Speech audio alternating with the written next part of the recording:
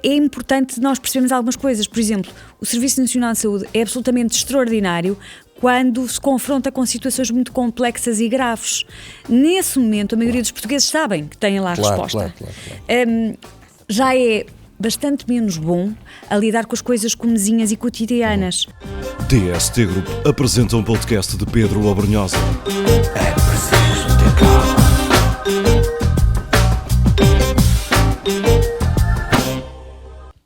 Doutora Marta Temido, muito bem-vinda.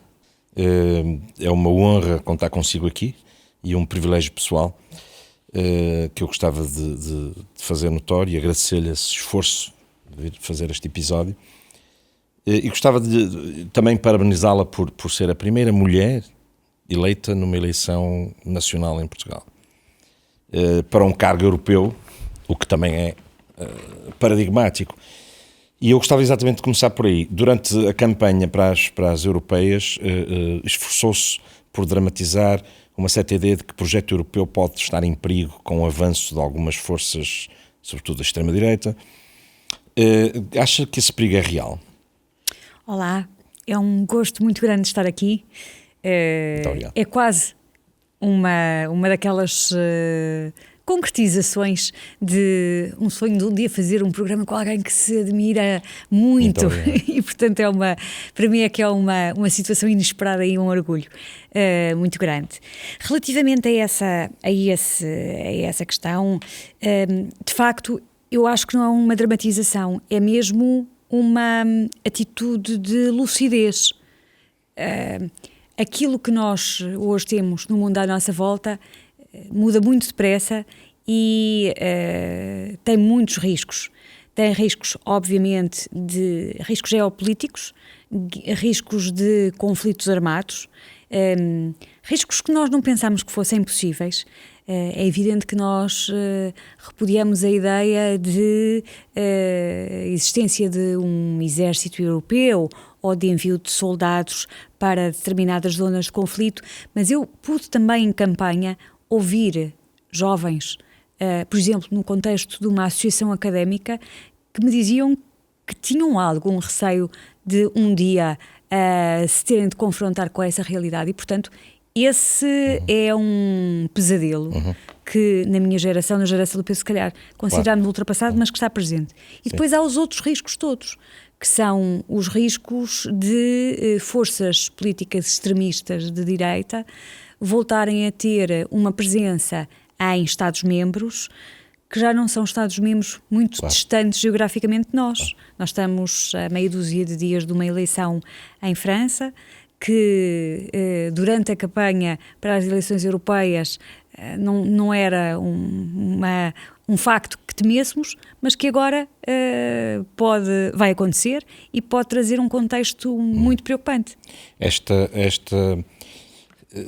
A Europa mudou, o mundo mudou muito nos últimos 10 anos, nos últimos 5 anos acelerou essa mudança, nos últimos 2 anos então foi uma vertigem, após a pandemia, que já por si foi uma calamidade, de resto muito bem gerida e muitos parabéns, e já falaremos sobre isso, mas na realidade nestes 2 últimos anos houve uma aceleração dos acontecimentos ao nível de mudanças drásticas, exatamente na geopolítica.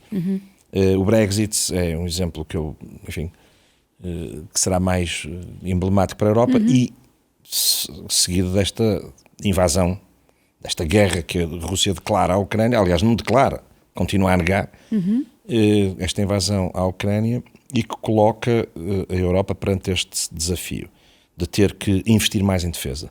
Nós sabíamos que eventualmente esses 2% do PIB teria que ser uma fatalidade face a algumas ameaças, mas agora é mesmo uma realidade.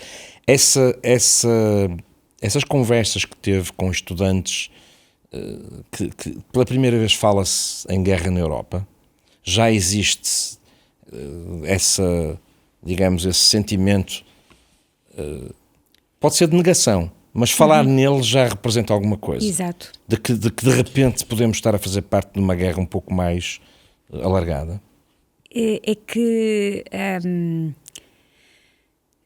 o drama, a preocupação além dos riscos que nós imaginamos, equacionamos e pensamos no plano político, no plano dos vários países, é nós confrontarmos com jovens de 18, 24 anos, 23 anos, 22 anos, que dizem, então o que é que o preocupa, o que é que te preocupa? Bem, os temas óbvios da habitação, do emprego, da mas também o receio de virem a ser necessários a um conflito armado. E isso é muito complicado. É muito complicado. Eu acho que é mesmo dramático, porque nós sempre pensamos que íamos deixar às novas gerações desafios, com certeza, cada geração tem os seus. Numa construção pacífica. Mas numa lógica de positiva. Sim. E o que vimos aqui a mim preocupou-me, incomodou-me muito. Pensei, bolas. E então, se quisermos associar isso, por exemplo, à pandemia, a sensação não pode deixar de ser de uma enorme frustração. Então, andámos a trabalhar tanto para salvar vidas, fizemos todos tantos sacrifícios. Sim.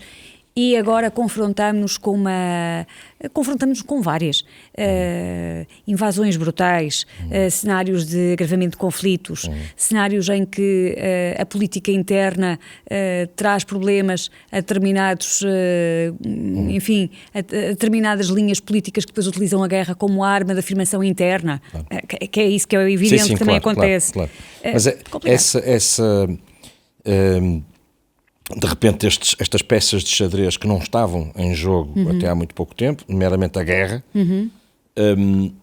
e que é reforçada por aquilo que já disse sobre a extrema-direita, o avanço da extrema-direita, está muito fortemente associado claramente a problemas de imigração que existem, de migração que existem, mas sobretudo a uma diabolização do outro como culpado dos males que se passam. E portanto isso é xenofobia.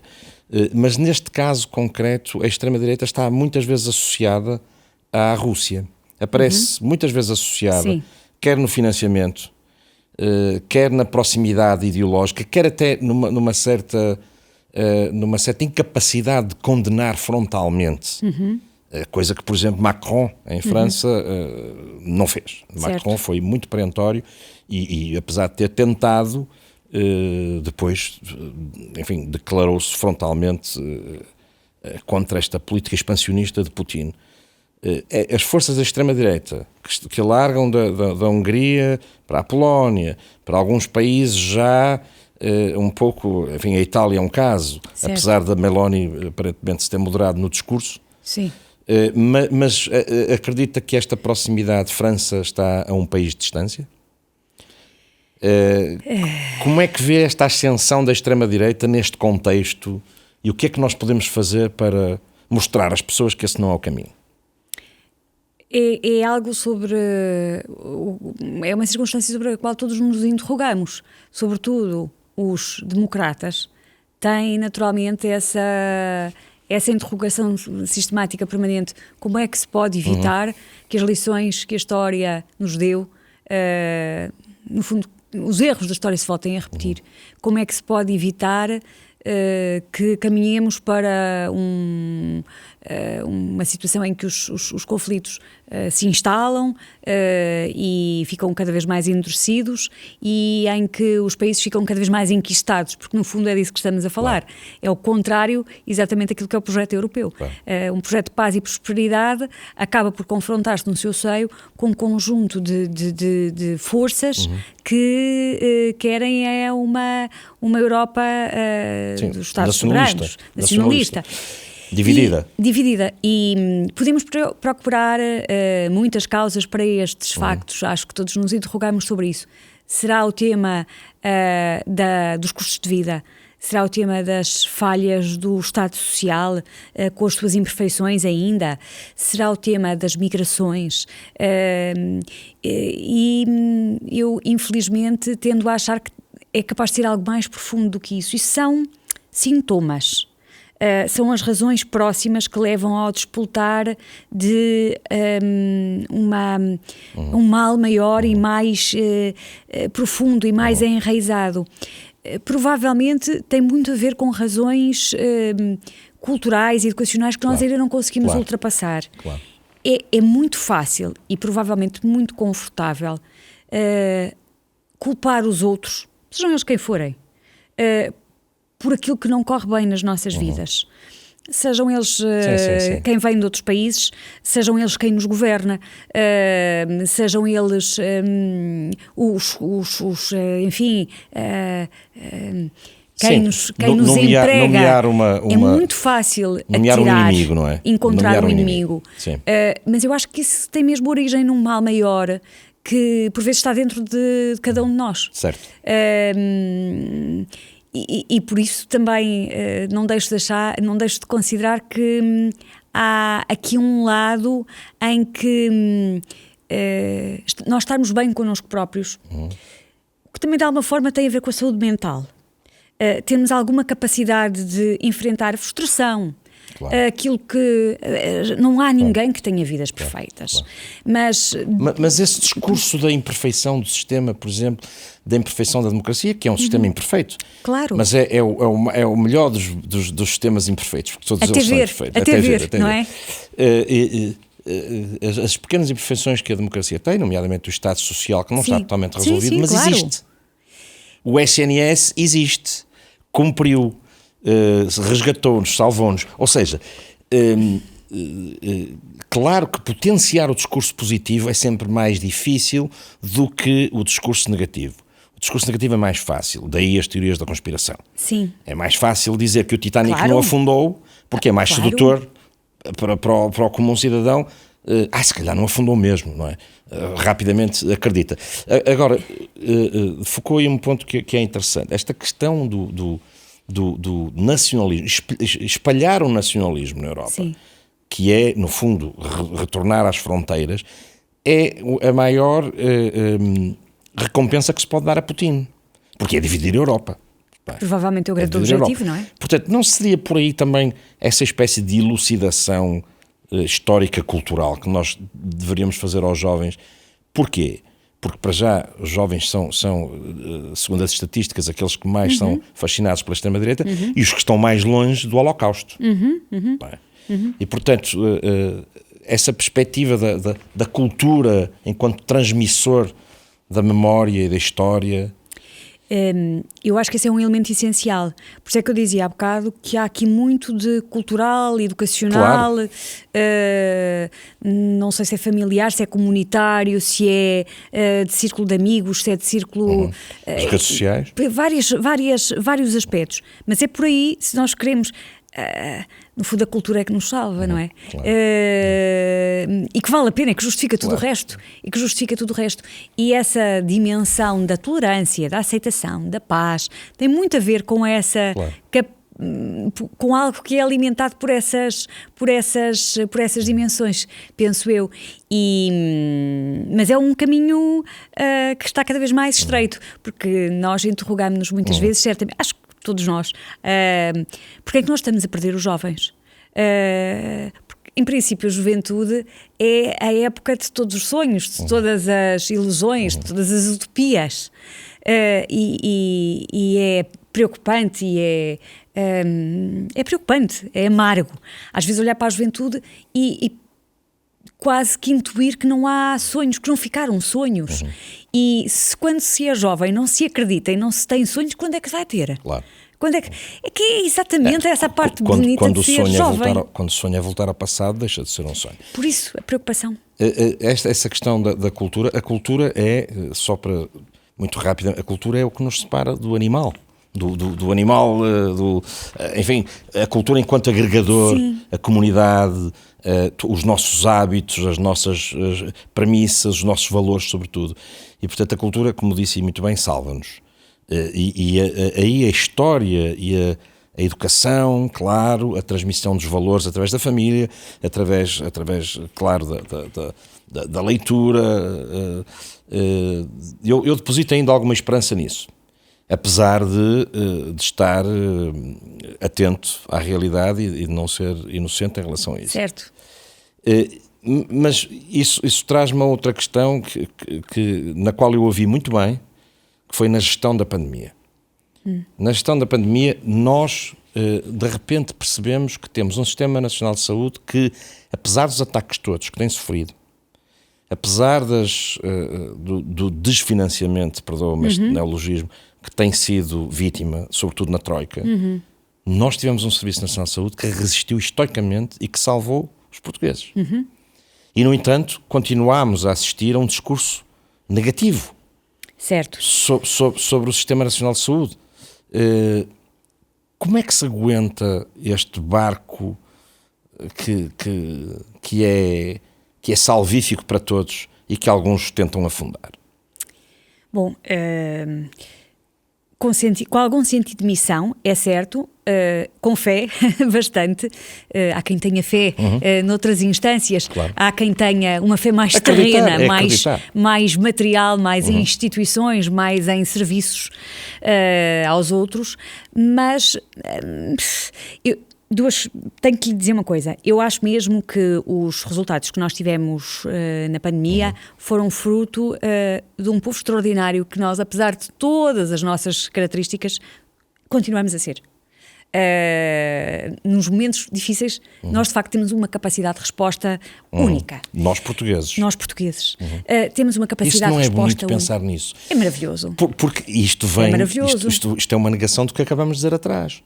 Ou seja, há esperança. Sim, nós não somos desesperançados. Nós não somos desesperançados. Somos apenas angustiados de vez em quando Certo. com algumas circunstâncias, mas eu não estou nada do lado dos desesperançados. Angustia-me às vezes que alguns que eu acho que têm a vida toda pela frente e a capacidade de a moldar tenham algumas hesitações, mas isso é outra dimensão. Agora, relativamente à questão que está a colocar... não é fácil fazer a gestão desse grande transatlântico que é o Serviço Nacional de Saúde, mas é importante nós percebermos algumas coisas. Por exemplo, o Serviço Nacional de Saúde é absolutamente extraordinário quando se confronta com situações muito complexas e graves. Nesse momento, a maioria dos portugueses sabem que têm lá a resposta. Claro. Já é bastante menos bom a lidar com as coisas comezinhas e cotidianas. Ora bem, nós, na maioria das nossas vidas em que, na verdade, é disso que precisamos. Isso também é, voltamos àquele tema. É verdade, como é que a gente resolve isto? Isso é uma bela análise. Uma bela análise. Mas também é uma daquelas coisas que é uma ironia da vida, não é? Se precisar de uma coisa muito complicada, provavelmente o SNS até lhe responde muito bem na hora e as coisas correm bem. Se for uma coisa... Mas é que essas é que nos matam, essas é que são o nosso dia-a-dia. Talvez porque seja exatamente um serviço que está capacitado para aquilo que é formado, mentalizado, organizado para aquilo que é muito grave. Digamos que há uma parte burocrática no Serviço Nacional de Saúde no SNS. E neste momento, desculpe interrompê-lo, há uma coisa muito... Não, eu peço desculpa. Uma coisa muito complicada, que é... a falta de profissionais que nós temos numa série de áreas e que não é de todo em todo uma característica exclusiva do nosso país e que está a Mas são identificáveis essas áreas muito facilmente? Ou... São identificáveis. Saúde, setor social, tudo aquilo que são as áreas do cuidar, são áreas de crise na Europa. Isso hoje já se nota no discurso europeu sobre aquilo que são as realidades de cada país. Nas áreas da ação social é preciso mais formação. É preciso mais formação, é preciso mais investimento e é preciso melhores salários. Porque são áreas que tradicionalmente são ocupadas por mulheres, com menor grau de diferenciação e com menos exigência, menos reivindicativas. E, portanto, são áreas que são secundarizadas. Mas vamos lá ver, nós agora já nem estou a falar de cuidados de saúde, estou a falar de cuidados de apoio geral. Claro. É o que nos mas que estão na base. Nós vamos precisar de, todos nós, com o envelhecimento demográfico, é disso que vamos precisar. E quando nós olhamos para a nossa sociedade, nós cada vez mais vemos que essas áreas estão a ser respondidas com mão de obra estrangeira. Claro. Há Daí, mais uma razão para acolhermos bem os imigrantes. A não ser... sim, diga. A não ser que há uns tempos ouvi um programa engraçado sobre o Japão é uma das sociedades mais envelhecidas, não a mais envelhecida do mundo, e a pergunta era que o governo, o Estado japonês fez aos seus cidadãos foi o que é que preferiam? Se preferiam apostar mais em imigração ou se preferiam mais automatização? E os japoneses respondiam que preferiam mais automatização, mais robôs, mais máquinas. É um povo singular, o Japão. Ora bem. É um povo singular. Ora bem. E nós estamos, não direi nos antípodas, nós somos latinos e precisamos desse carinho. Era aí que eu queria chegar. Mas essa aposta do ensino que se tem visto tendencialmente num certo resultadismo, numa certa eficácia, eficiência, o sucesso, a estatística, a projeção... e que torna as nossas crianças em potenciais gestores. Certo. São todos gestores. Certo. Não se sabe bem de quê. Certo. Portanto, essa mesmização do ensino que encaminha para áreas que já são previsíveis, não é? Sim. Mas que tem desapostado, creio eu, nas áreas humanísticas. Sim. Não é? E essas áreas que refere são vitais para a sustentabilidade de muitas outras, nomeadamente da saúde. Evidentemente. E, portanto, é também aqui uma questão cultural e educacional, não é? Que será sempre essa, não é? Na minha perspectiva, há aí uma questão que até é mais complexa e para a qual nós poderíamos ter algumas respostas. Nós selecionamos os alunos dos vários cursos unicamente pelas notas. Pelas notas. Não fazemos avaliação de perfil. Não fazemos avaliação de vocações. Porque é que uma nota mais alta é uma carta de entrada. É evidente que as notas são importantes. Eu não estou... É uma carta de recomendação. Mas não chega. Não chega. Não. E nós, muitas vezes, garantimos que chegam a áreas, por exemplo, da saúde, alunos que têm médias muito altas e que são brilhantes, mas que às vezes não têm gosto pelo contacto humano. Claro. E depois, quando se vai para o terreno, isso também é importante. Claro. Saber é difícil, é diferente de acertar. Sim. Sim. E quando se chega a um ponto em que se tem pela frente, nomeadamente na área da saúde, um paciente para quem o médico é o último reduto de salvação, é mais importante saber, o conhecimento, uma certa sabedoria, uma certa gravitas, do que ter acertado muito bem nos testes lá atrás. Gostava acho que sim. Não é? Eu também acho que sim. Acho que pelo menos são complementares. Claro que sim. Pelo menos são complementares. Só uma questão muito rápida, transversal a esta, que é esta... Claro que a meritocracia começa a ser uma falácia, porque nem todos partem do mesmo ponto, não é? Claro. Crianças urbanas, de famílias ricas, em colégios privados, naturalmente terão melhores notas, as tais notas, muitas vezes, que foram treinados para acertar, do que aqueles que, do interior do país, querem concorrer, nomeadamente a cursos que são um pouco mais complexos, engenharia aeronáutica, medicina.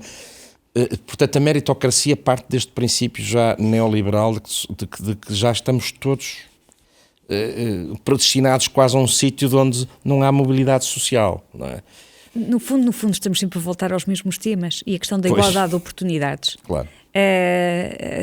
Não foi inventada por acaso. Claro. É que é um tema muito complexo e, na verdade, nós não partimos, logo quando nascemos, não partimos todos do mesmo nível, mesmo a alimentação. Permita, mas quando morremos ou quando estamos perto todos para o mesmo sítio. Estamos todos iguais, certo? E precisamos todos dos médicos sábios. Sem dúvida. E dos acompanhantes, daqueles que vão cuidar de nós, sejam eles imigrantes ou nacionais. Mas lembro-me de ouvir uma grande figura da medicina do nosso país, o João Lobo Antunes. Neurocirurgião. Isso. Que teve uma situação de doença complicada. Sim. Eu recordo-me. E lembro-me de o ouvir uma vez, num contexto de uma intervenção pública, dizer que uma coisa muito comovente, muito bonita também, mas muito séria, que era quando estava na sua doença, num consultório médico, enquanto esperava, ele e os outros os outros pacientes e estavam apenas armados com uma arma, uma espada de pau, para enfrentar tudo aquilo que era um desconhecido enorme e doenças muitas vezes fatais. E, portanto, esse voltar a ser um grande médico, um grande cientista, um homem com imensas qualidades, mas que ali naquela dimensão de paciente se sentia outra vez pequeno. Essa sensação de humildade, essa sensação de humildade, essa aparece geralmente perante o precipício. Sim. E isso traz-nos um pouco ao início da nossa conversa, que é num mundo profundamente dividido e instigado pelo ódio, muito rastelhado pelas redes sociais, que permitem uma resposta em 140 caracteres que não tem propriamente substância, mas pode ser assintosa. Sim, verrinosa, terrível, destruidora. Pode ser destruidora, mas é bom pensar que se calhar nesta pequenez que somos e que certamente viu o debate ontem entre o presidente Biden e o ex-presidente Trump, eu senti ali uma grande humildade de Biden e a razão claramente do lado de Biden contra essa tal humildade perto de quem já viu muito, não é? Sim. Contra alguém que tem muito pouco a perder e que disse, a CNN hoje contava 30 mentiras. Essa humildade dos políticos não é fundamental para que as pessoas se sintam mais perto da resolução dos seus próprios problemas. Essa humildade que eu reconheço na Marta, por exemplo, que é uma humildade que é uma humanidade. Mas nós nunca nos devemos, nós somos temporariamente figuras públicas, mas somos pessoas. Às vezes, e tenho a certeza que já sentiu isso também, às vezes os outros olham para nós apenas quando nós estamos com a nossa capa de Batman ou de Super-Homem ou de outra coisa qualquer. Mas nós temos os mesmos medos, temos as mesmas dúvidas, temos as mesmas alegrias, e eu acho que convém nós nunca perdermos essa capacidade de sermos gente por trás da capa. Mas essa capacidade é aquela que nos tem que trazer mais próximos das pessoas para que elas não sejam sugadas por uma certa frieza, nomeadamente da extrema-direita, não é? Que diz tudo e mais alguma coisa, que se permite mentir, que se permite insultar, que se permite mugir no Parlamento sem ser castigada. Sim. Nós devemos voltar a essa humanidade, a essa proximidade. Voltamos ao mesmo tema, não é? É um bocadinho... são as lições... são as lições daquilo que eventualmente... As lições não, sei lá, as pistas para aquilo que nos pode salvar. Às vezes salvar de nós próprios. Quando temos tendências arrogantes ou quando o poder nos cega ou quando achamos que temos a razão. Nunca temos. Eu tento fazer sempre o exercício, se calhar também lá está por uma questão educacional, e se forem eles que têm a razão? Vale a pena pensar Sim. E isso é muito importante, ajuda-nos bastante, acho eu. Gostava só de lhe perguntar a esse propósito, a propósito de humildade, quando se demitiu, na sequência da morte daquela grávida, essa demissão foi também a demissão, quer dizer, foi uma demissão política, mas é a mulher que sente a empatia. Nós não podíamos ter falhado àquela mulher, eu não sei o que é que aconteceu, ainda hoje não sei o que é que aconteceu. Mas eu bem sei que toda a gente, todos os dias, infelizmente, nos serviços de saúde há bebés que nascem e pessoas que morrem. E pessoas que morrem por coisas que não correm como deviam correr e que depois são analisadas, são corrigidas, são melhoradas, às vezes são objeto de processos, etc. Mas num contexto, como era o contexto que se vivia no verão de 2022, de percepção, de falha, de uma resposta na qual nós depositamos tanta confiança, para além de dizer que é uma resposta que é construída por todos nós, porque a pagamos com os nossos impostos, uma mulher que vem de outro país, na expectativa de cá, porque isso percebeu-se rapidamente que era mais ou menos o contexto, na expectativa de cá ter um atendimento ao qual, provavelmente no sítio de onde veio, não tinha direito, e que Se entregou. e que no fundo confia e que morre, é para mim uma circunstância. Eu penso muitas vezes, o que é que será feito da criança? Claro. Será feliz? Pode vir a ser, mas e pensamos nisso, mas essa sua demissão, que foi uma consequência política, a Marta, enquanto Ministra da Saúde, tomou essa decisão porque cabe-me a mim assumir em última instância, essa responsabilidade, que não é uma atitude comum,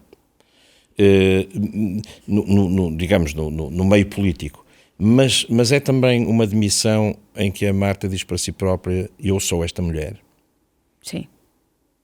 Nós somos todas aquela mulher. Nós somos todos aquela mulher. Nós somos todas aquela mulher. E quando nós não podemos corrigir uma coisa de uma outra maneira, temos pelo menos que dar um sinal. Claro. É pouco. Obrigado por Eu bem isso. sei. Obrigado por isso também. Eu bem sei que é pouco. Bem sei que é relevante. Eu, por acaso, acho que é muito. Mas acho que é muito. acho que temos que dar sinais. É isso que faz a diferença. E já agora, eu não sei se isso não terá tido alguma implicação nesta sua vitória para o Parlamento Europeu. As pessoas reconhecem em si uma mulher de luta, de causas, de frontalidade, de honestidade. Acha que esta reputação que leva do país pode ser útil no Parlamento Europeu? Espero que sim. Eu tenho muito orgulho em ser portuguesa e tenho muito gosto no país que somos, em algumas das nossas virtudes e também nos nossos diversos defeitos. E esta nossa capacidade de lutar, que está presente em tantas coisas da nossa história, mas falemos dos momentos mais recentes, desde a nossa imigração para tantos países europeus, a nossa capacidade científica de nos afirmarmos, a nossa capacidade artística de sermos reconhecidos. O que é estranho é que nós rapidamente saímos aqui do nosso retângulo e vemos que os outros olham para nós com uma consideração que nós tantas vezes não temos por nós próprios. Verdade. Muitas vezes eu testemunhei isso. É tão... E no caso da pandemia, demos claramente um sinal à Europa de como a pandemia continua a ser, para mim, um exemplo da grandiosidade que Portugal é. Grandiosidade que Portugal é. Sim, nós conseguimos, mais do que aquilo que correu bem, que houve coisas que correram muito bem, evidentemente, houve outras que não correram. Eu acho que nós tivemos sempre aquilo que é mais importante, que é a capacidade de nos levantarmos. Nós conseguimos ser os melhores em determinados momentos e os piores noutros momentos. Há coisas hoje que eu olho para trás e penso como foi possível nós sermos tão ridículos e acharmos algumas pequenas coisas tão importantes. Eu lembro-me no primeiro verão de nós não estarmos nas listas verdes de alguns países, Reino Unido, etc. Isso era muito importante para o nosso turismo. E era muito importante uma série de famílias que tinham estado paradas poderem ter os seus negócios a funcionar. E que doía-me tanto. E era por meia dúzia de casos, depois os números brutais que nós tivemos. Mas, enfim, essa capacidade que nós tivemos sempre de continuar, todos, a melhorar, levou-nos a estar aqui hoje, certamente com muitas nódoas negras de muitas pessoas, de vidas que se perderam, de sofrimentos, de coisas simples. Funerais aos quais não se foram, casamentos que não se fizeram da maneira como estava previstos, festas que... Sabe que eu na altura escrevi um pequeno texto no qual dizia: não queria ter mais ninguém à frente dos destinos do Serviço Nacional de Saúde que não fosse a Marta, ou com essas características que teve. Para terminarmos, porque foi muito rápido, para terminarmos, estamos 50 anos envolvidos sobre o 25 de Abril, que é outro dos grandes feitos nacionais. Exatamente. É uma revolução belíssima. E por isso nós vamos todos antes para a rua festejar aquele dia. Uma revolução extraordinária. Absolutamente extraordinária. Que nos devolve a dignidade e essas... Enfim, uma série de bens que não tínhamos, sobretudo bens interiores e bens materiais, naturalmente. 50 anos envolvidos sobre o 25 de Abril. Agora que estamos a terminar, peço desculpa por esta pergunta ser feita no fim. O que é que lhe apraz dizer sobre a democracia, sobre o que é que temos para celebrar? Eu sou daquelas que acha que temos muito para celebrar. Temos muito para melhorar, mas temos muito para celebrar. A circunstância de nós termos hoje uma escola pública, uma saúde pública, a capacidade de dizer aquilo que nos vai na alma, a capacidade de escolher com quem é que queremos viver, como é que queremos viver, quem é que queremos amar, é provavelmente uma coisa de que muitos já se esqueceram. Quão importante era. Eu já nasci depois do 25 de Abril, mas fui educada se calhar de uma forma que me leva a valorizar isso todos os dias e a emocionar-me com essas... Uma vez mais, educação e transmissão de valores, não é? Mas isso é essencial, isso é que nos forma. Isso é que nos forma. Muito rapidamente, o Pacheco Pereira, numa crónica soberba que ele costuma sempre fazer, uma pessoa notável. Disse que a única coisa que o entristece é que para falarmos da valência, que é o 25 de Abril, nós temos que, aparentemente, ir buscar o que era o 24 de Abril. E 24 de Abril era um país cinzento, a preto e branco, de crianças descalças pelo país, sem escolas, sem Serviço Nacional de Saúde, sem férias, em que as mulheres estavam averbadas nos passaportes do marido. E dos maridos, é forçoso nós falarmos sobre isto também. Infelizmente, diz o Pacheco Pereira, mas é a realidade. Porque não esquecemos. Porque parece que essa tal juventude que é atraída por essas falenas que andam à volta destas luzes falsas, não é? E que atraem, se calhar tinham que dizer como é que era mesmo o país, não é? Se nós esquecemos, perdemos-nos. E nós não podemos, não nos contentamos. Não vivemos do passado, mas temos que perceber aquilo que é o enorme caminho que fizemos. Na área da saúde, nós temos imensos indicadores sobre como éramos e como ficámos 10 anos depois do 25 de Abril. Mas, se calhar, se não irmos para a saúde, há um que é, para mim, que é muito básico, que é o analfabetismo. Claro. Que é o analfabetismo e a escolaridade. E o que é alguém que não sabe assinar o seu nome? O que é alguém que não sabe ler o que é que os outros escrevem? Que não sabe ler uma carta? Não é uma coisa de um livro de história. Eu tenho 50 anos. Marta, não vivemos do passado. Muito obrigado pelo futuro que nos permite também. Muito obrigado. Obrigada eu.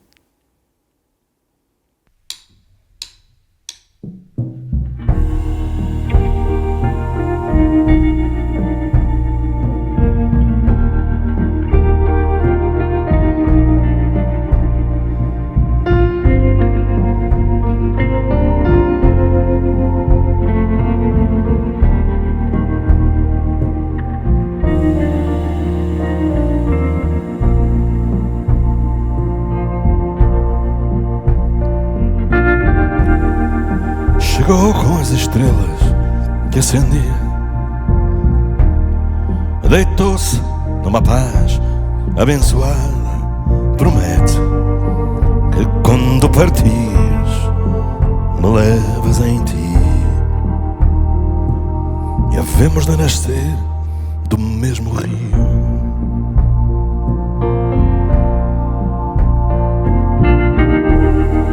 Abriu portas fechadas no meu peito, gravou o verbo amor no meu destino. Um dia, quando eu acordar, entra no meu sono, e havemos de chegar ao fim da noite.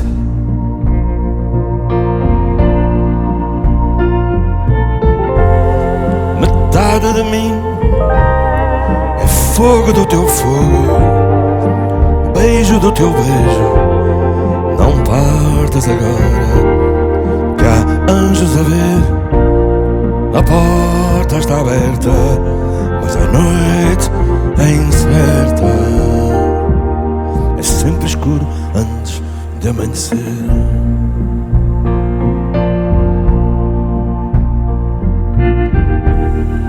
Perdeu-se numa voz de maresia,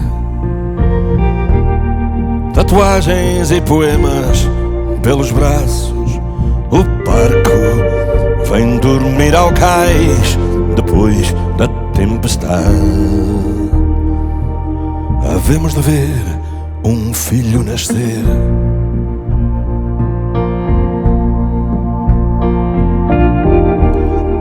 Que asas te trouxeram até mim, que força te prende ainda ao meu chão. Promete que quando voltares me trazes em ti, e havemos de nascer noutro começo.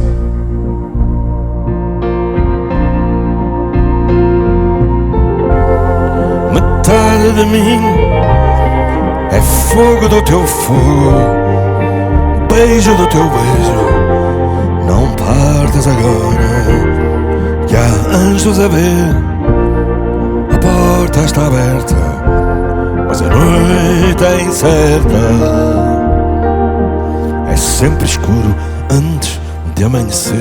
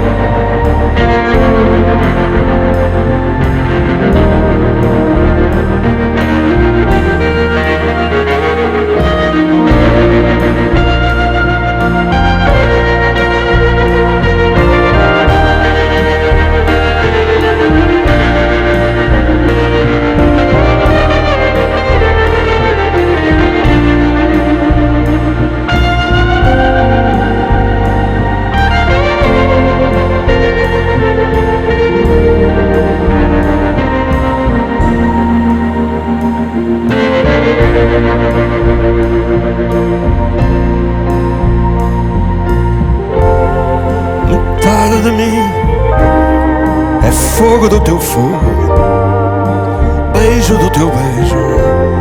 Não partas agora, que há anjos a ver. A porta está aberta, mas a noite é incerta. E é sempre escuro antes de amanhecer.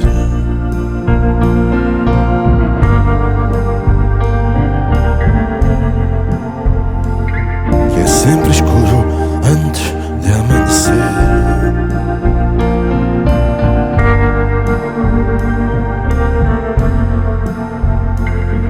Que é sempre escuro